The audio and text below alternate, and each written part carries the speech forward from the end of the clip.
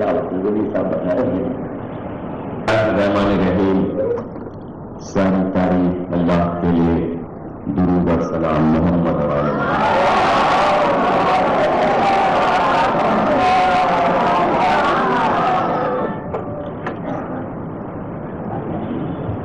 تقریر ششم آپ حضرات سماعت فرما رہے ہیں الوداع شیخ کی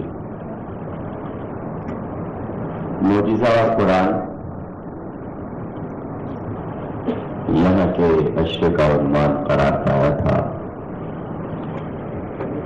اور اسی پر ہم گفتگو کر رہے ہیں مسلسل کئی روز سے، اور کل سے جناب امیر مختار کے حالات کا سلسلہ بھی شروع ہو چکا ہے، تو اب دوہری ذمہ داریاں ہو گئی ہیں، اور ظاہر ہے کہ وقت آپ کے سامنے ہے۔ کوشش میری ہوگی کہ مومنین آتے ہیں دور دور سے سننے کے لیے، تو دونوں چیز کے شائقین اپنا اپنا موضوع سنیں۔ معجزہ ایک ایسا عنوان ہے کہ جس کا جواب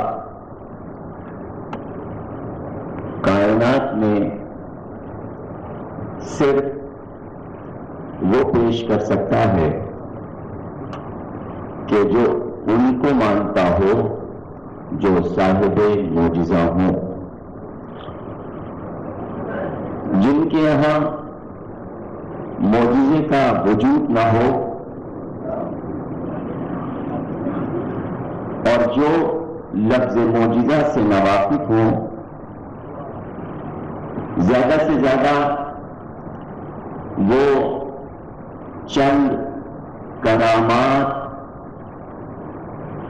چند ایسے صاحبان مزار کی بیان کریں کہ جو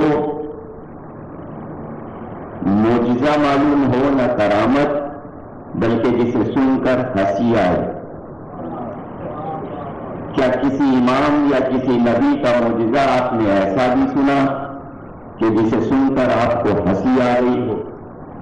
ظاہر ہے کہ معجزہ لطیفہ نہیں ہوتا، معجزہ عقل کو تنگ کر دیتا، سننے والا سوچ و فکر میں گم ہو جاتا ہے کہ یہ کیا تھا، یہ کیا ہوا۔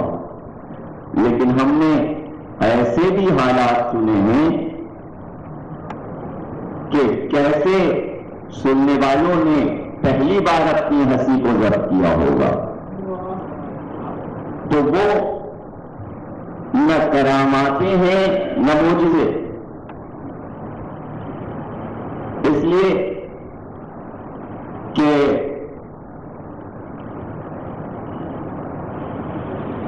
جن کے بارے میں بیانات آئے وہ خود عاجز تھے اپنی زندگیوں سے۔ کتنا عجیب جملہ کہا میں نے، یعنی اتنے عاجز تھے کہ درخت پہ بیٹھی ہوئی چڑیا کو دیکھا، کہا کاش میں چڑیا ہوتا۔ پرواز کرتا رہتا، آزاد رہتا، کہاں پھنسا دیا اس نے مجھ کو، اس نے کہاں پھنسا دیا مجھ کو۔ راستے میں جاتے جاتے اونٹ کی مینگنی دیکھی، کہ کاش مینگنی ہوتا اونٹ کی۔ کون کہہ رہا ہے؟ وہ کہہ رہا ہے جس کو یہ دعویٰ ہے کہ ہم وہاں ہیں جہاں نبی تھا۔ تو آپ دیکھیے کہ چالاک وہ تھا جس نے بیوقوف کو بیوقوف بنا کر اس مقام پر بٹھایا کہ جو اپنے کو چڑیا اور مینی سے بھی کمتر سمجھتا تھا۔ آپ غور کیجیے، یعنی کسی شہر کو گرانا ہو، تباہ کرنا ہو، تو ایسے کو لا کر بٹھا دو کہ جس کا کوئی منصب نہ ہو، جس کا کوئی مقام نہ ہو۔ اکثر آپ کے ذہن یہ سوچتے ہوں گے علی جیسا کامل انسان مدینے میں تھا لیکن کہیں نام نہیں آتا۔ پورا عرب ان کے زیر نگی ہے، ان کے زیر نگی ہے، ان کے زیر نگی ہے۔ سب ان کو اپنا خلیفہ وقت مانتے ہیں، سر کو جھکاتے ہیں، سجدہ کرتے ہیں، امیر المومنین کہہ کر سلام کرتے ہیں۔ علی کسی شمار میں نہیں۔ پتا چلا کہ وہ علم کا دور نہیں تھا، عرب کا جاہلیت کا دور پھر واپس لایا گیا تھا، چونکہ جہل واپس آ گیا تھا، اس لیے جاہلوں کو وہی پسند آتا تھا جو جوڑ توڑ کر سکے، سازشیں کر سکے، جو ان کے سر پر ہر وقت کوڑے کو رکھے، اس سے ڈرتے تھے۔ تو ایسے لوگ آئے جو ہر وقت تلوار لیے ان کے سر پر، ہر وقت مظالم میں گرفتار انسان کیا کرتا، اس کو تو موقع ہی نہیں دیا گیا سمجھنے کے لیے کہ علم کیا ہے، پیغمبر کیا چھوڑ گیا۔ تو اب آپ خود بتائیے کہ 35 برس میں جس عوام کو اتنا جاہل بنا دیا گیا تھا، 4 سال میں علی پھر اسی ذہن کو اس مقام پر واپس لائے کہ آواز دی سلونی، پوچھو مجھ سے، اور اس لیے آواز دی۔ 35 برس میں اتنے جاہل بن چکے ہو قرآن سننے کے باوجود، قرآن پڑھنے کے باوجود، تو اب میں تم سے یہ کہتا ہوں کہ جتنا جہل بھر دیا گیا ہے اس جہل کو دماغ سے نکال کر علم کو اس طرح بھرو کہ تم پوچھتے جاؤ میں بتاتا جاؤں، تم پوچھتے جاؤ میں بتاتا جاؤں۔ سلام پڑھیے گا۔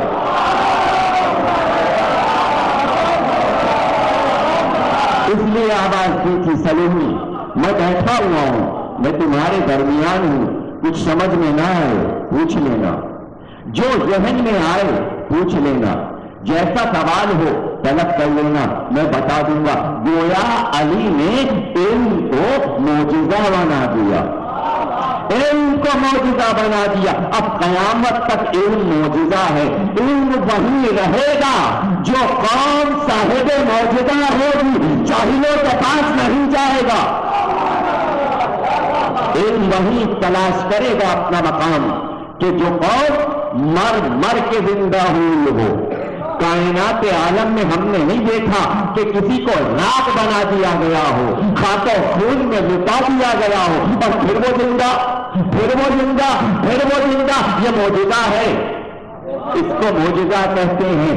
مارتے جاؤ، قتل کرتے جاؤ، اسی لیے تو لوگ کہتے ہیں اتنا مارا، اتنا مارا۔ یہ آپ کو پتا ہے ختمل نام کیوں رکھا گیا؟ یہ لطیفہ ہے۔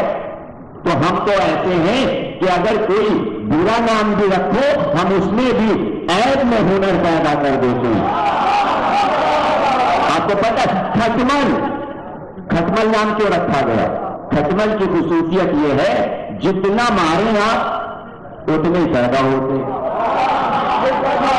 جتنا ماریں پیدا ہوتے جائیں گے، بڑھتے جائیں گے، بڑھتے جائیں گے۔ تو اب پتا چلا ختمل بھی معجزہ ہے، آم بھی معجزہ ہے۔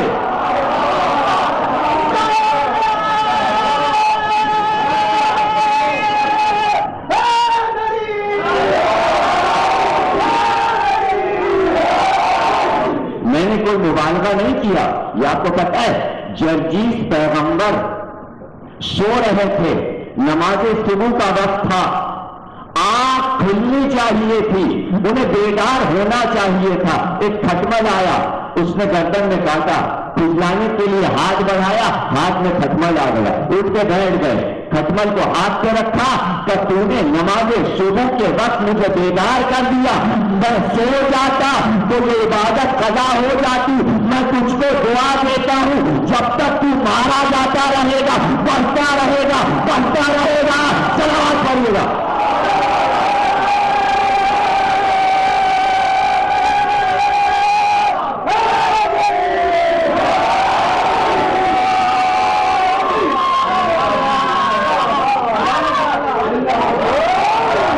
تو ختمل کوئی بری نہیں ہے. کھٹمل کی صفت تو دیکھو, کھٹمل کی صفت ہے بیدار کرنا, بیدار کرنا, جگا دینا, عبادت کی طرف مائل کر دینا. کہو کھٹمل, قرار پڑیے گا.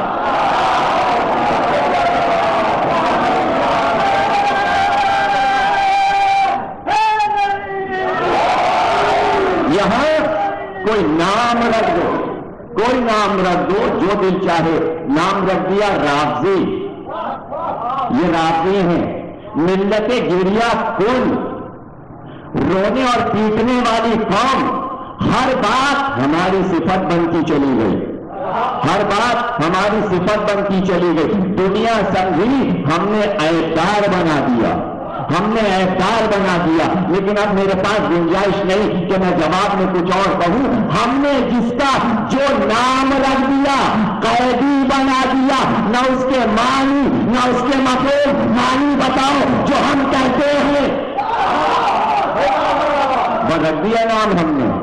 تو ہم نے تو محمل رکھ دیا. ہمارے محمل کو تم معجزہ نہ بنا سکتے, تمہارے محمل کو ہم نے معجزہ بنا دیا.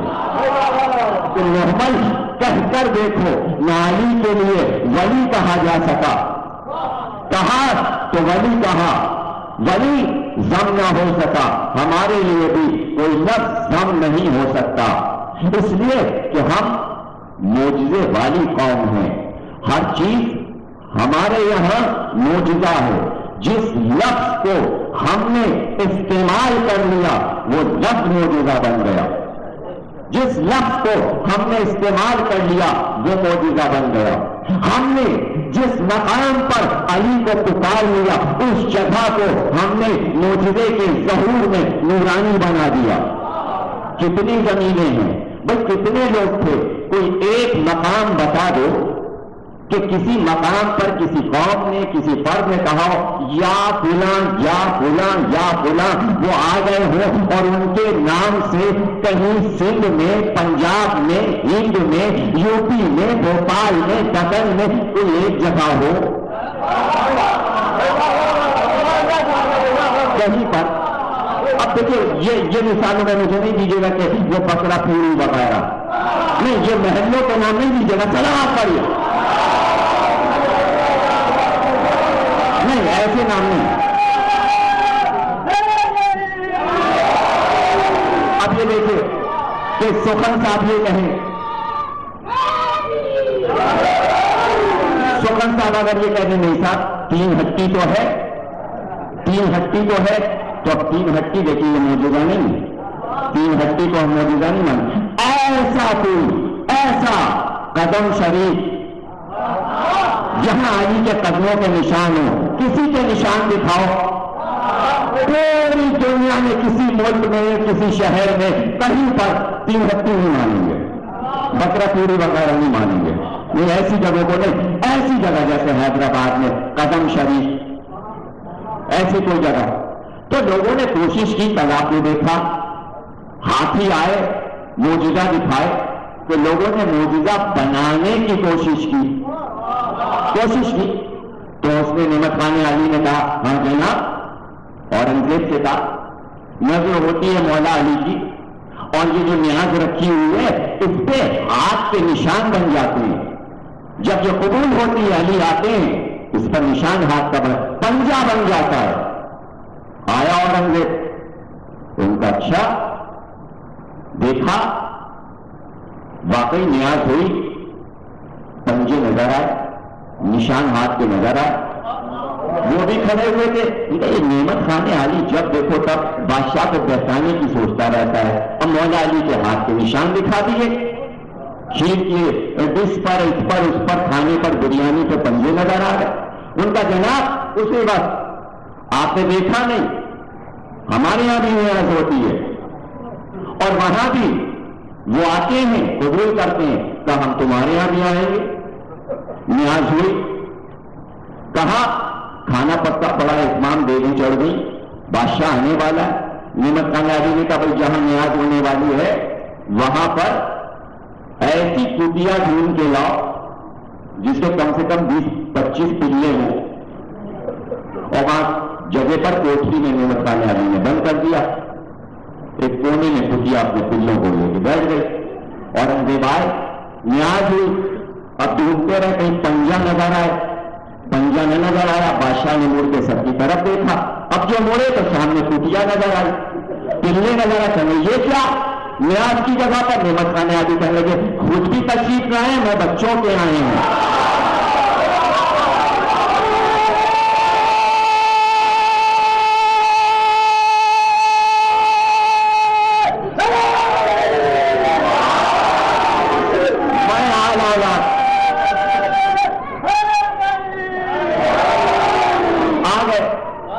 तो जनाब आली आप खुद गौर कीजिए कि मौजूदा कहां होता है और कहां नहीं होता।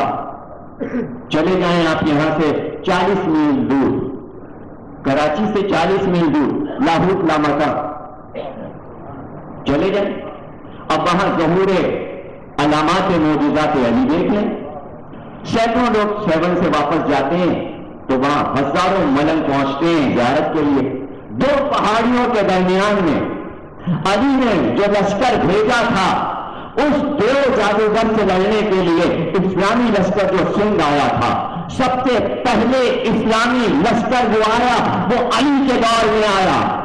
हज्जाज कब है, मोहम्मद बिन कासिम कब है, सिंध में कदम रखने वाले अली वाले थे।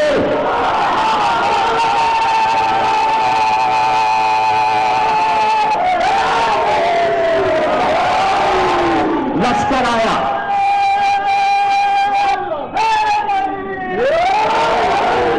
लश्कर आया,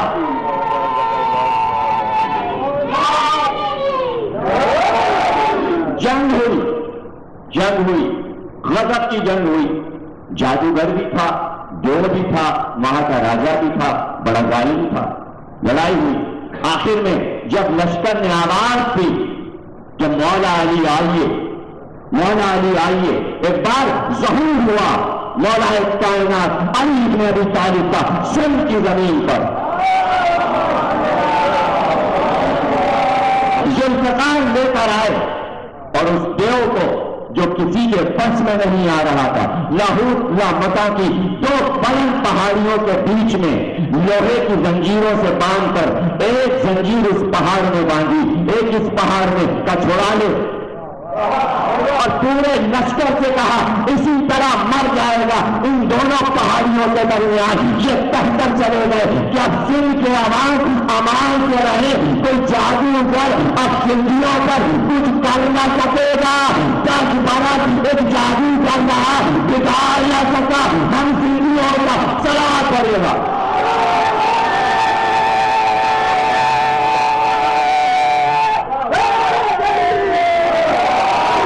सिंध में जादूगर का असर नहीं है। अली ने कह दिया यहां किसी जादूगर का असर नहीं चलेगा। सिंध में लोग उस पहाड़ी को देखने जाते हैं जिस पहाड़ी को मौला ने गिरती हुई पहाड़ी को हाथ से रोक दिया था। एक एक चीज है, जाकर देखें। यहां से सेवन जाएं और सेवन से 32 मील दूर दादू के करीब एक कुआं है जो अली के नाम से मशहूर है। वहां का एक जादूगर जिसके इतने मुलाजिम थे हिंदू राजा के कि 100 आदमी मिलकर कुएं से पानी खींचते थे और उन पर कोड़े बरसाए जाते थे। उन 100 आदमियों ने भी जुल्म से आगे जाकर कहा अली मेरी मदद करो, अली मेरी मदद। सिर्फ पुकारा था, पूरा कला मिसमार हो गया उस हिंदू राजा का, तबाह हो गया। कुएं का पानी इतना उबला कि शहर डूबने लगा। वही पानी है कि आज जब उस कुएं के पास आप जाएं और कुएं में मुंह डाल करते हैं अली अली, पानी ऊपर आता जाता है, अली कहते जाए पानी बढ़ता जाता है।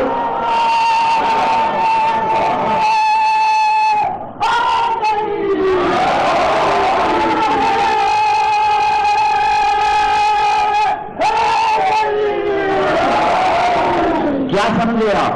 ये तो आपके सूबे में आपसे करीब अली की वो मौजूदाती करामातें, उनका ज़हूर, उनके एजाज के करिश्मे आज भी मौजूद हैं। और आगे निकल जाए हिंदुस्तान की तरफ जाए, ये तो सिंध है अरब से बहुत करीब, जोगीपुरा, जोगीपुरा स्टेट पूरी انگریزوں کے قبضے میں اسٹیٹ کورٹ ہو گئی سید راجو کی، تباہ حال جنگلوں میں نکل گئے اور صرف ایک نام کا ویٹ تھا، مولا علی آئیے، مولا علی آئیے، مولا علی آئیے۔ ابھی پکارتے ہوئے صحراؤں میں کچھ دور نکل گئے تھے کہ اسی مقام پر ایک گھوڑا آ کر رکا، اس مقام پر ایک کھسیارا اور اس کی بیوی دونوں اندھے تھے اور دن بھر گھاس کھودتے تھے۔ ایک بار ان کی آنکھیں پیلا ہو گئی، روشن ہو گئی، آنکھیں جو کھلی، دیکھا ایک نورانی بزرگ گھوڑے پر سوار آئے ہیں اور اتنا تیز گھوڑا آ رہا ہے کہ منہ کے گھوڑے سے جھاگ نکل رہا ہے۔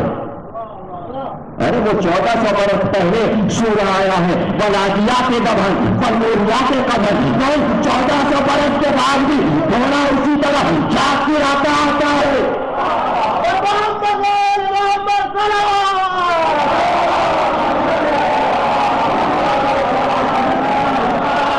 جھاگ گرا کہ سید راجو کہاں ہے؟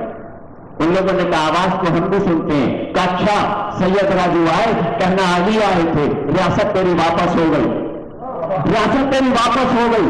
سید راجو آئے، انہوں نے واقعہ بیان کیا کہ ایک شخص آیا تھا، اس نے بتایا ہے کہ میں علی ہوں، ریاست تیری واپس ہو گئی۔ یہ سننا تھا اسی مقام پر جب گھوڑے کے سروں کے نشان تھے، وہیں پر سر جھکا کر رونے لگے، خاک پر لوٹنے لگے، مولا کیا پھر زیارت کرائیں گے، کیا پھر زیارت کرائیں؟ اسی مقام پر نجف کی نقل میں پورا روضہ بنوایا، لیکن اسٹیٹ واپس ہوئی تو اب راجا بن جاتے، دولت میں کھیلنے لگتے۔ اس دولت کو کہاں استعمال کیا؟ نجف کی نقل ہندوستان میں بنائی تو اب اس کا نام ہے نجف ہند، جو کہ پورا کاپی ہے روزے کی۔ اور شب جمعہ وہاں ایک شعر آتا ہے اور آواز آتی ہے تو نور پھیل جاتا ہے، لوگ زیارت کرتے ہیں۔ ایک چشمہ ہے کہ کوئی بیماری ہو اس چشمے سے نہا کے نکلے، صحت یاب ہو، یہ دل میں حال ہے۔ نجف جاؤ تو کیا عالم ہوگا۔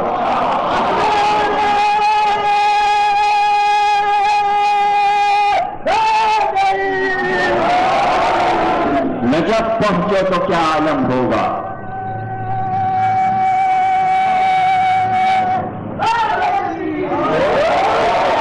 نجف پہنچو تو کیا عالم ہوگا۔ سکندر کپوری صاحب واقعہ سنا رہے تھے کہ نجف کے، تو آپ نے بتایا نادر شاہ درانی آیا تو اس نے کہا کہ ہم نے سنا ہے کہ شراب اور کتا دو چیزیں نجف میں داخل نہیں ہو سکتی، ہم خود دیکھنا چاہتے ہیں۔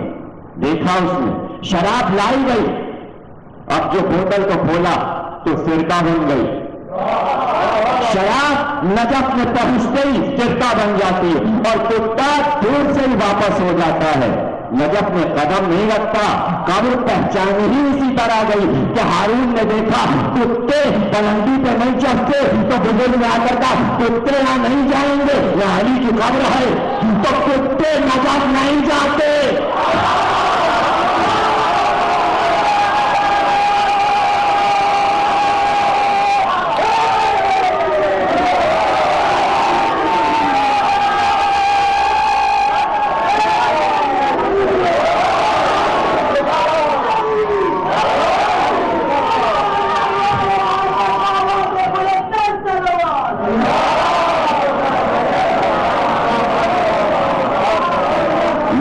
وہ جاتا ہے جو انہیں صاحب معجزہ سمجھے، اپنا امام سمجھے، اپنا ہادی سمجھے۔ تو مختار نے سب سے پہلے جا کر نجف پہ سجدہ کیا تھا، نجف پہ سجدہ کیا تھا۔ تیمور رنگ نکلا ہے تو سب سے پہلے نجف پہ سجدہ کیا۔ رات کو علی نے خواب میں آ کر کہا تیمور جا رہا ہے تو پیغام ہمارا لے کر جانا، ہندوستان پتہ ہوگا تیرے ہاتھ پر، لیکن بھولنا نہیں ہمارا پیغام کیا ہے۔ تو تعزیہ لے کر آیا تیمور۔ کون کون سے بادشاہ ہیں جن کے میں نام بتاؤں کہ جب چلے ہیں فتح کرنے کے لیے تو پہلے علی کی بارگاہ میں گئے، وہاں چوکھٹ پہ سر جھکایا تو ایسے بادشاہ جہاں جہاں گئے پیغام علی کو عام کیا، انہوں نے اس طرح پیغام کو پہنچایا۔ اگر تاریخ آپ پڑھیں کس کے تیموری خود تیمور کو پڑھیں تو بتاتا ہے خواب میں آئے کیا کیا مجھے عطا کیا، میں نے جائیدادیں وقف کر دی نجف کے نام، سب سے پہلی چار دیواری اور روزے کی تعمیر کہتا ہے ہم نے کی، اور اس سے پہلے سب سے پہلی تعمیر جو عرب میں ہوئی روزوں پر وہ مختار تھے اور ابراہیم بن مالک اشتر تھے۔ قبر کو چار دیواری سے گھیرنے والے یہ دو ہستیاں ہیں، ایک کا نام مختار ہے، ایک کا نام ابراہیم بن مالک اشتر ہے، مالک اشتر کا شجاعت بیٹا۔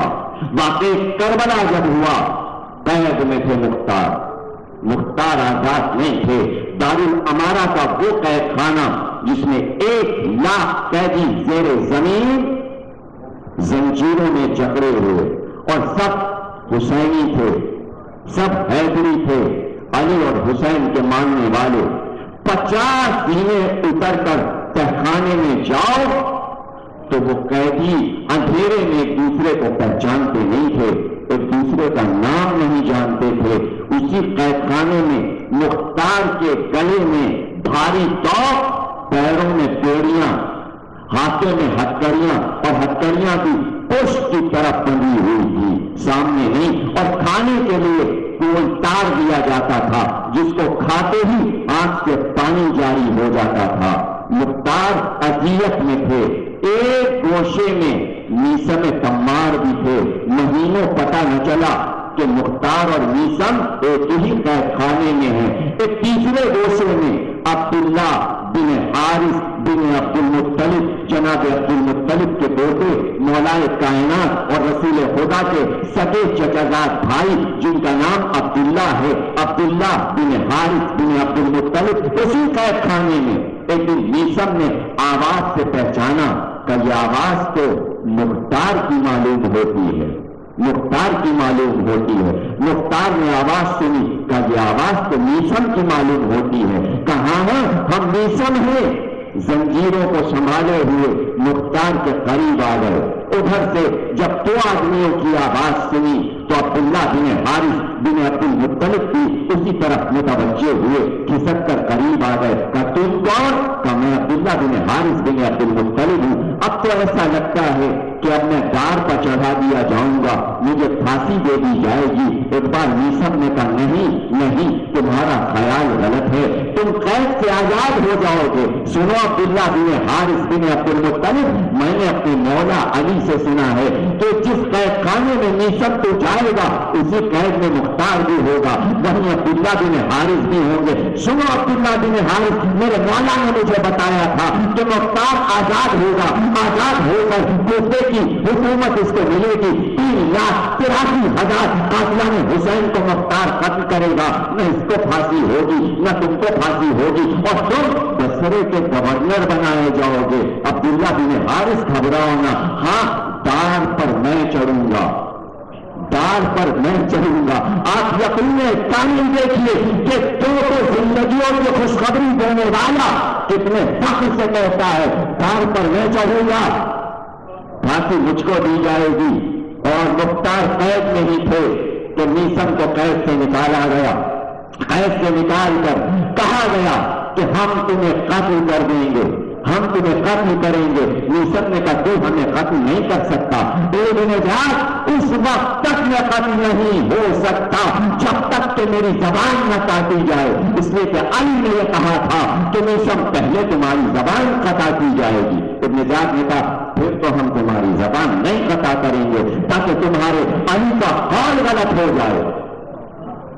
علی کی زبان سے نکلا ہوا ایک ایک لفظ موجودہ ہے۔ میثم یہ بتانا چاہتے تھے کہ ابن زیاد ہوگا وہی جو علی نے کہا ہے، ہوگا وہی جو علی نے کہا۔ اب تو جو چاہے کر، ہاتھ قطع ہوئے، پیر قطع ہوئے، اور کہا لے جا کر کوفے کے بازار میں اس خشک کھجور کے درخت پر ان کو لٹکا دو، الٹا لٹکا دو، تاکہ لوگ آئیں اور عبرت حاصل کریں کہ علی کے چاہنے والے کے ہاتھ اور پیر کاٹ دیے جاتے ہیں، ہم تمہیں قتل بھی نہیں کریں گے، الٹے لٹکا دیے گئے۔ ایک بار اپنے پڑوسی حریث سے کہا میں روز صبح تمہارے پاس آتا تھا نا، کہتا تھا تم سے تمہارے پڑوس میں آنے والا ہوں، تم میری بات نہیں سمجھتے تھے کہ میں تو کھجوروں والوں کے محلے میں رہتا ہوں، میں تمہارے پڑوس میں کیسے؟ آج پتا چلا تمہارے پڑوس میں آ گیا، باہر نکلو، باہر آؤ، کیا بات ہے؟ تھوڑی سی خوشبو لاؤ، لوبان لاؤ، یہاں میرے سر کے نیچے سے اگا دو، محفل سجا دو، اس جگہ کو صاف کرو، یہاں پانی چھڑکو، یہاں محفل ذکر علی منعقد کروں گا۔ میں منبر پر آ گیا، اب میں ذکر علی کروں گا، لوگوں کو بلاؤ، کہہ دو نیسم فضائل علی بیان کرنے جا رہے ہیں، اور وہ فضائل جو تم نے ابھی نہیں سنے ہیں آؤ نیسم سے سنو۔ مجمع بڑھتا گیا، لوگ قلم اور کاغذ لائے، نیسم نے فضائل علی بیان کرنا شروع کیا، بھاگتا ہوا آدمی گیا، ابن زیاد زبان نیسم سے انقلاب آ جائے گا، لوگ فضائل سن کر رو رہے ہیں، سب علی کے شیعہ ہو جائیں گے، تو زبان کاٹ دو، خنجر لے کر چلنا چلا، آیا قریب، ابن زیاد کے منہ پر جا کر اس طرح تھوکنا جیسے میں تیرے منہ پر تھوکتا ہوں، یہ سن علی کا قول غلط نہیں ہو سکتا، یہ زبان کاٹ دے۔ خنجر لے کر بڑھا، نیسم نے زبان بڑھا دی، زبان قطع ہوئی تو اب میں قطع ہوں گا، زبان قطع ہو چکی، علی کا قول غلط نہیں ہو سکتا، یہ نیسم تھے، یہ مختار تھے اور قید میں تھے، ایسے میں واقع کربلا ہو چکا، قیدی کوفے سے گزر کر جا چکے، مختار دربار میں بلائے جا چکے، اپنے چوتھے امام کو قیدی بنا دیکھ لیا، پھر قید میں بھیج دیے گئے، عرصہ گزر گیا، یہ 64 اور 65 ہجری کا آغاز ہو گیا، اور کوفے میں یہ عالم کہ ابن زیاد یہ کہتا ہے کوئی حسین کا نام نہ لے، کوئی علی کا نام نہ لے، خبردار کوئی درود نہ پڑھے، پورے مملکت میں اعلان ہے، ہر ایک اپنے دین کو چھپائے ہوئے، اپنے دل میں محبت حسین کو چھپائے ہوئے، عمیر حمدانی مسجد کوفہ میں بچوں کو قرآن پڑھاتا ہے اور اپنے دین کو چھپائے ہوئے، محبت کو چھپائے ہوئے، ایک دن اتفاق سے انہی بچوں میں سنان ابن انس کا بیٹا بھی بیٹھا ہوا قرآن پڑھ رہا تھا، اس کو پیاس لگی، اس نے پانی طلب کیا، عمیر کو پانی لا کر دیا گیا، اس نے پانی پیا، اور ایسے ہی اتفاق سے اس کی زبان سے نکل گیا، ہائے حسین کی پیاس، ہائے کربلا والوں کی پیاس۔ اس جملے کا نکلنا تھا کہ سنان ابن انس کا لڑکا جس کی عمر 12 سال کی تھی اٹھ کر کھڑا ہو گیا کہ تم نے ہمارے باپ پر لعنت کی، تم نے ابن زیاد پر لعنت کی، تمہارا عقیدہ کیا ہے؟ گھبرا گیا عمیر، گھبرا گیا کہ یہ میری زبان سے کیا جملہ نکل گیا۔ اس نے کہا نہ تم نے کچھ سنا نہ میں نے کچھ کہا، میں نے کسی کو کچھ برا نہیں کہا، تم نے غلط سنا ہے، میرا مطلب یہ نہیں تھا، بیٹھ جاؤ، کسی سے ذکر نہ کرنا، کسی سے کچھ نہ کہنا۔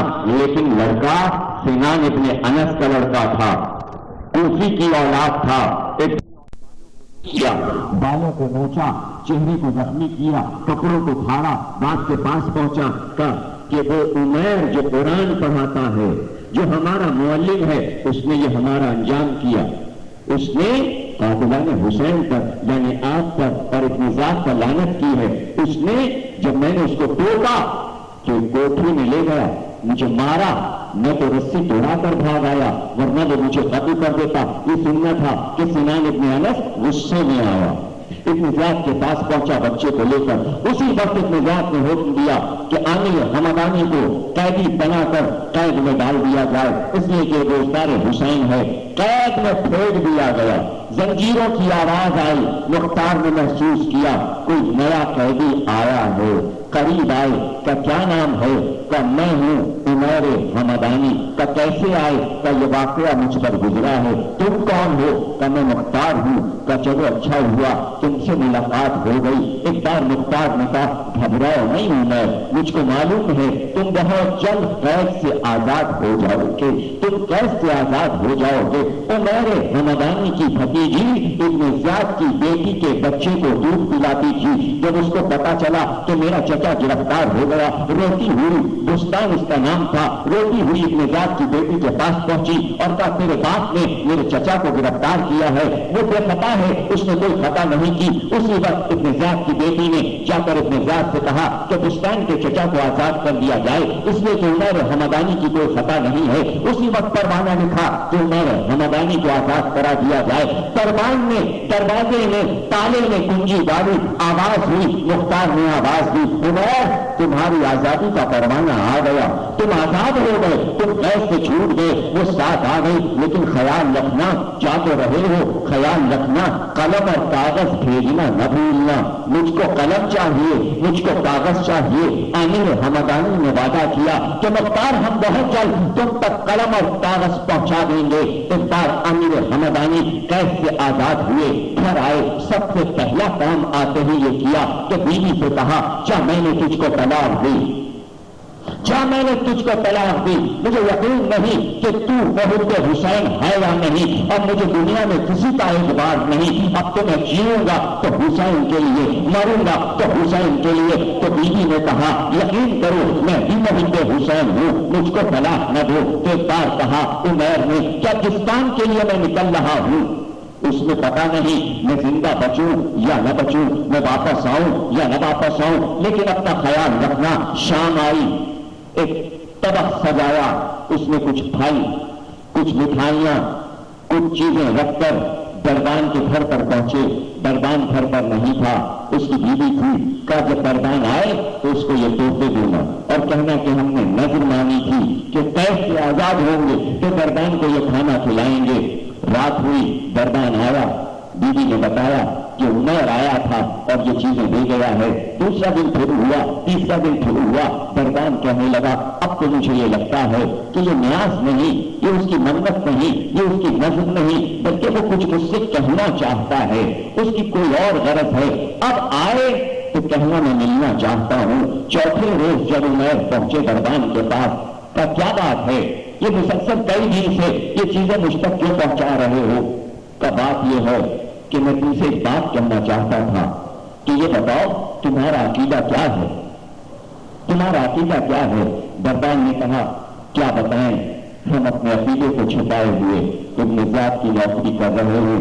دل میں محبت حسین ہے، دل میں محبت حسین ہے، کسی کو بتا نہیں سکتے. عمر نے کہا وہی محبت تو ہمارے دل میں بھی ہے، بس کام اتنا سا ہے کہ مختار سے وعدہ کیا تھا کہ ہم تم کو قلم اور کاغذ اور روشنائی پہنچا دیں گے، وہ پہنچانا ہے زندہ میں.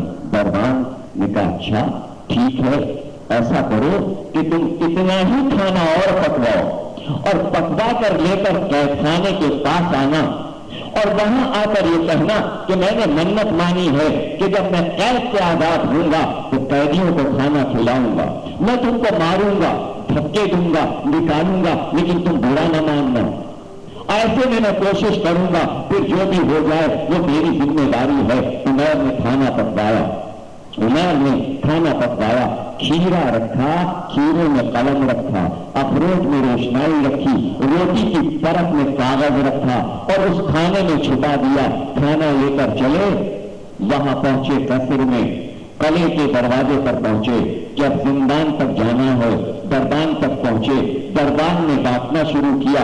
اتنی دیر میں رات کو جب بات ہو رہی تھی، توجہ رکھیے گا، ایک منزل پر آپ کو لانا چاہتا ہوں. جب رات کو عمیر کی اور دربان کی بات ہو رہی تھی تو دربان کا بیٹا جس کی عمر 15 یا 16 برس کی تھی وہ سب کچھ سن رہا تھا.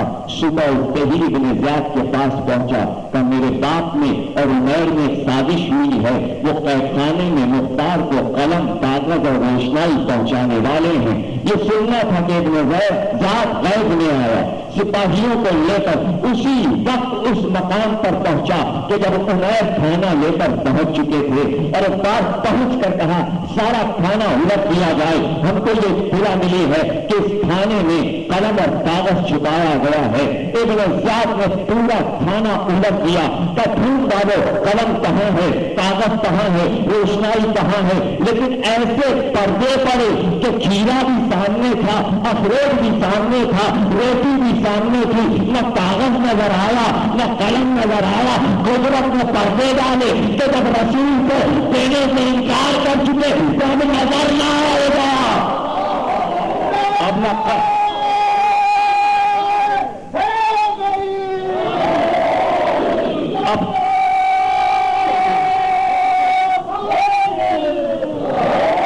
اب نہ قلم نظر آئے گا، نہ کاغذ نظر آئے گا. وہی کھانا دربان کرنے لگا، دیکھا تو نے نہیں، کہاں ہے اس میں کاغذ، کہاں ہے اس میں قلم؟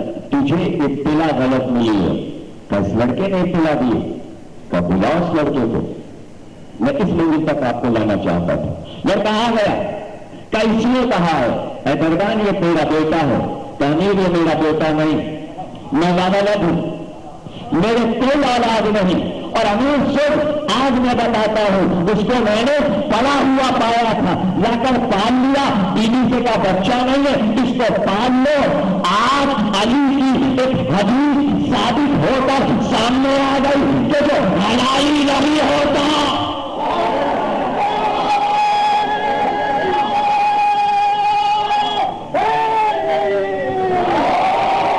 بس دعا یہ ہے،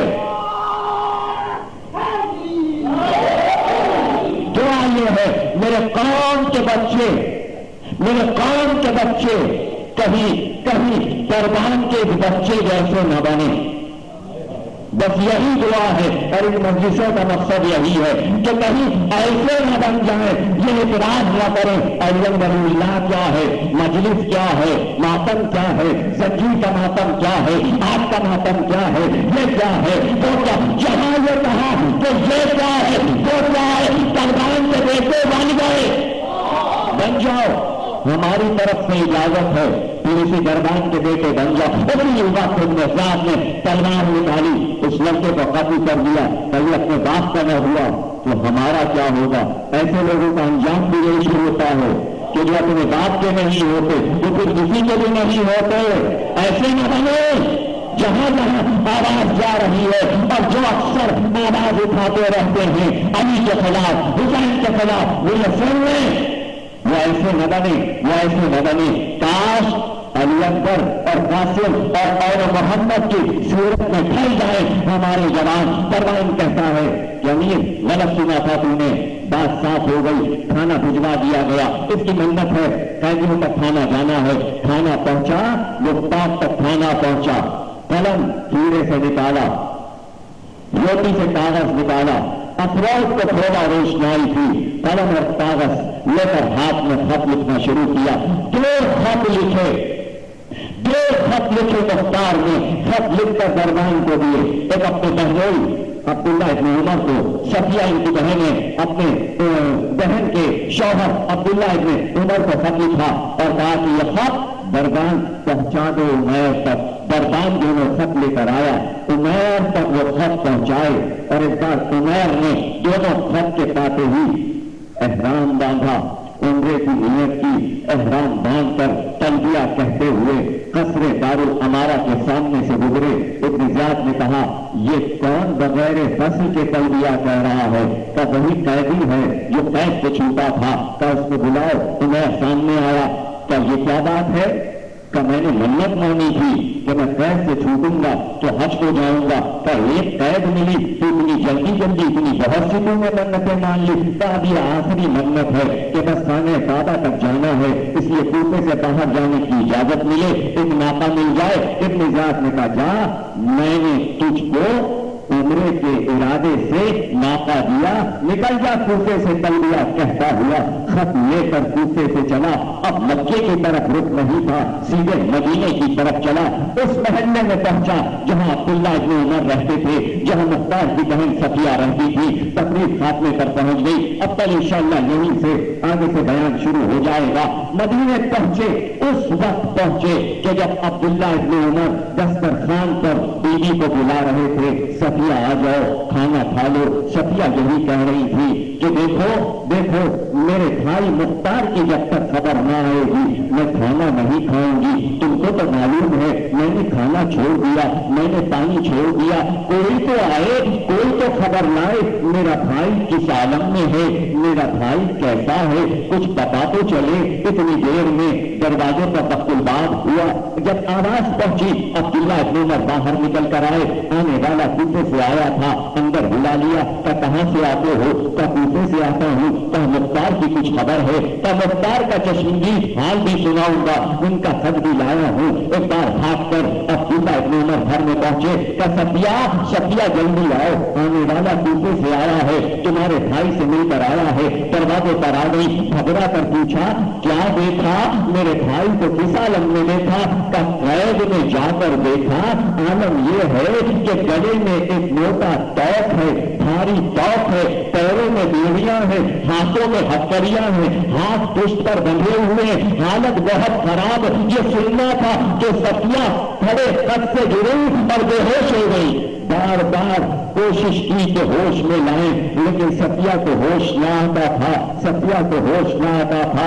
تقریر ختم ہو گئی۔ اس مقام پر ایک بہن اپنے بھائی کے انتظار میں تھی۔ ایسے محبت حسین میں نہ معلوم کتنی بہنوں نے اپنے بھائیوں کا انتظار کیا، نہ معلوم کتنی ماؤں نے اپنے بیٹوں کا انتظار کیا، لیکن ہائے زہرا کا گھر باد کربلا ایسا اجاڑا گیا کہ ماؤں سے بیٹے چھوٹ گئے، بھائیوں سے بہنیں چھوٹ گئی، بہنوں سے بھائی چھوٹے۔ کیا کیا میں آپ کو بتاؤں، عجیب مقتل ہے باد کربلا۔ گھر پر کئی بار حملہ ہوا، بنی ہاشم کو پریشان کیا گیا۔ 7ویں امام کا دور تھا کہ ایک بار گھر کا حملہ ہوا، بچے گھر میں بہت تھے، قیدی بنا کر بادشاہ کے حکم سے ان بچوں کو لے جایا گیا۔ چھوٹے چھوٹے بچے 8 اور 9 برس کے سن، ان کو لے جایا جاتا اور بغداد میں جو محل بادشاہ کا بن رہا تھا اس کی دیواروں میں، اس کے دائرے میں ان کا لہو شامل کیا جاتا، دیواروں کو اٹھایا جاتا، لہو کے دائرے بنتے، دیواروں میں بچوں کو چن دیا جاتا۔ بغداد کے قصر بنے، بچوں کو دیواروں میں چنا گیا۔ ایسے ہی چند بچے گرفتار ہو کر سادات کے گھرانے کے بچے، سیدانیوں کی گود کے پالے بچے، ایک 12 برس کا بچہ دیوار میں چنا جا رہا تھا۔ اس کی سنہری زلفیں ہوا میں اڑ رہی تھی، آنکھ سے آنسو بہ رہے تھے۔ ایک مسافر ادھر سے گزرا، اس نے دیکھا بچہ رو رہا ہے، قریب بلایا کہ مسافر اگر مدینے جانا ہو، اگر مدینے جانا ہو تو میری ماں سے جا کر کہہ دینا بیٹا واپس نہیں آئے گا، اب کبھی بیٹے کا انتظار نہ کرنا۔ راوی کہتا ہے میں نے ہاتھ باندھ کر پوچھا شہزادے آپ کی ماں کو کیسے پہچانوں گا، آپ کا گھر کیسے پہچانوں گا؟ تو رو کر بچے نے کہا بس محلہ بنی ہاشم میں چلے جانا اور جس بیوی کے رونے کی مسلسل آواز آئے سمجھ جانا وہی میری ماں ہے، راتوں دن روتی ہے میری یاد میں۔ اب کہنا بیٹا کبھی واپس نہ آئے گا۔ 10 بج چکا، 5-10 منٹ کی رحمت۔ میرے دوستوں نے بار بار مجھ سے کہا ہے کہ آپ کی طبیعت ٹھیک نہیں، آپ زیادہ مسائل نہ پڑیں، زیادہ زور نہ دیں، لیکن کیا کروں میں مجبور ہو جاتا ہوں جب ایسی منزل آ جاتی ہے۔ یہ الوداعی مجلسیں ہیں، آخری مجلسیں ہیں، جو سننا ہے وہ سن لیجیے۔ یہ بچے گھر سے نکلے، امام موسی کاظم جو آپ کے 7ویں امام ہیں ان کو قید خانے میں لے جا کر ڈال دیا گیا۔ بغداد کے اندھیرے قید خانے میں 18 بیٹے امام کے تھے، 17 بیٹیاں تھی، سب چھوٹے چھوٹے بچے تھے۔ جب امام گرفتار ہو گئے تو ایک بچہ امام کا جس کی عمر 11 سال کی تھی، اس بچے کا نام قاسم تھا۔ ایک دن صبح کو رو کر کہنے لگا اماں بابا کو گئے بہت دن ہو گئے، بہت دن ہو گئے، اب میں جاؤں گا بابا کو ڈھونڈ کر لاؤں گا، اماں مجھ کو اجازت دو کہ میں بابا کو تلاش کروں۔ ماں نے کہا بیٹے تم بہت چھوٹے ہو، باپ کو کہاں ڈھونڈو گے، تم راستے سے ناواقف ہو، تم کہاں جاؤ گے؟ ماں میرا باپ ہے، میں امام کا بیٹا ہوں، مجھ کو اذن دے دو میں جاؤں۔ میں نے کہا اچھا بیٹا اگر جانا چاہتے ہو، کھانا تیار کیا، ناشتہ تیار کیا، بیٹے کو تیار کر دیا، ساتھ میں چادر اوڑھنے کی دے دی، کھانے کا ناشتہ باندھ دے دیا۔ گلی کی موڑ تک بچہ گیا، ماں حسرت سے دیکھتی رہی، کہتی رہی قاسم خدا حافظ، پھر اللہ تم سے مجھے ملائے اور تم اپنے باپ کو ڈھونڈ کر لاؤ. بیٹا چلا گیا, ماں بیٹے کی یاد میں بیٹھی رہی. بیٹا گھر سے نکلا, راستے سے نواقب ایوار عراق کا راستہ بول کر مدینے سے ایران چلا گیا اور رہ کے شہر میں پہنچ گیا. راستہ نہ ملا, باپ کا پتہ نہ چلا, بغداد کا پتہ نہ چلا کہ باپ کہاں ہے. اب جو پہنچے تو وہ کشتیوں کے رہنے کی جگہ تھی, وہیں جا کر رہنے لگے. کشتیوں نے دیکھا اتنا خوبصورت بچہ, اتنا نیک بچہ, اس کو ملازم رکھ لیا. دن بھر پانی بھرتے تھے, مزدوری کرتے تھے, جوان ہو گئے. کشتیوں کا سردار اپنے گھر سے کھانا دیتا تھا, اپنے گھر میں سلاتا تھا, باہر کے حجرے میں سو جاتے, صبح کو اٹھتے, مزدوری کرتے, مشقیں بھرتے, گھروں میں پانی پہنچاتے. جوان ہو گئے. کشتی کہنے لگا میرے ایک ہی بیٹی ہے, تم بڑے سعادت مند ہو, کیا اچھا ہوتا کہ میری بیٹی سے تم عزت کر لیتے. مجھے تم بہت پسند ہو, تم بہت نیک ہو, تم بہت اچھے ہو, کسی اچھے خاندان کے معلوم ہوتے ہو. بیٹی میری ایک ہے, کوئی میرا وارث نہیں, تم وارث بن جاؤ. شادی ہو گئی. شادی کے کچھ دن کے بعد ایک بیٹی پیدا ہوئی. بیٹی بڑی ہو گئی, بیٹی کی عمر بڑھنے لگی. بیمار پڑے قاسم, امیر ہوئے. وہ مقام آ گیا کہ اب وہ وقت آ گیا کہ ایسا لگا کہ اب وفات پا جائیں گے. بیوی کو قریب بلایا, اب میں بچوں گا نا, یہ بیماری جو آئی ہے اب مجھے بچا نہیں سکتی, اب میں مر جاؤں گا, اس لیے میری وصیتیں سن لو, آؤ میرے قریب آ جاؤ. زوجہ قریب آ گئی. کا کیا وصیت ہے؟ بس آخری جملے, تقریر تمام ہو گئی. کا کیا وصیت ہے؟ کا وصیت میں نے چاہتا تھا تمہارا باپ بھی آ جائے, وہ شامل ہو جائے, میری وصیت سن لے. کیا بتاؤں, آج تک بیٹی کو یہ نہ بتا سکا کس خاندان کی ہے, کس نسل کی ہے, ارے کون سا خاندان ہے, میں بتا نہ سکا. آج تک میں اپنے کو چھپائے رہا. اپنے باپ کو بلاؤ تاکہ میں کوئی ضروری باتیں کروں. ایک بار رو کر اس نے کہا وہ تو نہیں آ سکتے, میرے باپ تو نہیں آ سکتے. کا جو نہیں آ سکتے, کا اس لیے کہ بہت ضروری کام میں مصروف ہے, باہر مجمع بہت ہے, لوگ ان کے پاس بیٹھے. کا میں مر رہا ہوں, مجھے موت آ رہی ہے اور ان کو کوئی ضروری کام ہے. میری بات سے بہتر بھی کیا کوئی ضروری کام ہے, کیا مجھ کو نہ بتاؤ گی, کیا وہ ہمارا راز ہے, ہم تم کو نہیں بتا سکتے. کیا اس بیٹی کی قسم, میرے حق کی قسم, بتاؤ کیا راز ہے جو مجھ سے چھپاتی ہے. کہ ہم سب اپنے دین کو چھپائے ہوئے یا حکومت کے خطرے سے رہتے ہیں, کسی کو نہیں بتاتے. ارے آج ہم پر قیامت گزر گئی, ہمارا 7واں امام قید خانے میں مر گیا, بغداد کے پل پر اس کا جنازہ پڑا ہے.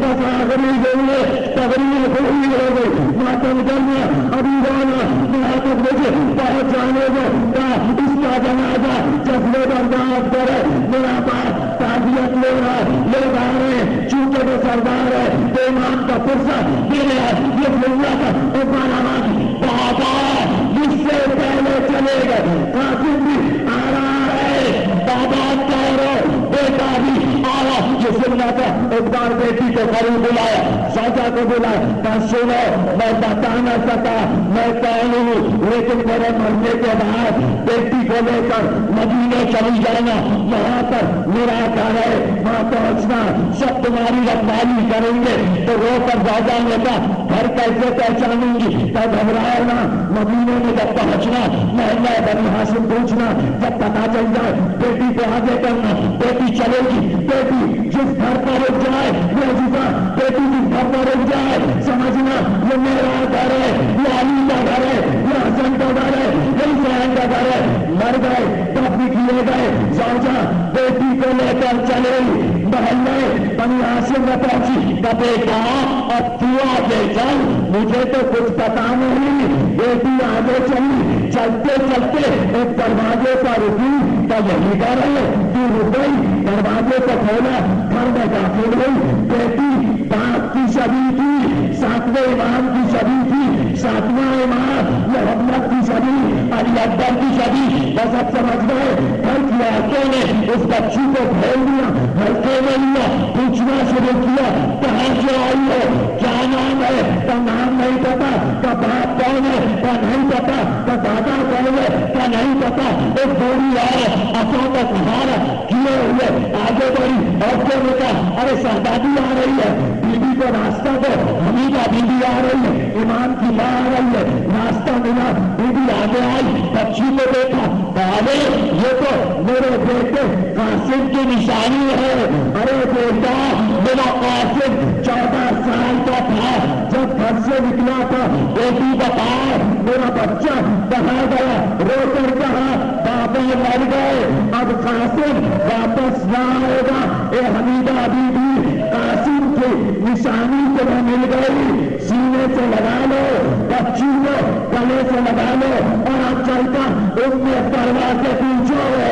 قاسم کا لاشا گھوڑوں سے پامال ہو گیا، ماں کو قاسم کی نشانی نہ ملی، پکارتی رہی ماں کرتی اور کرتی۔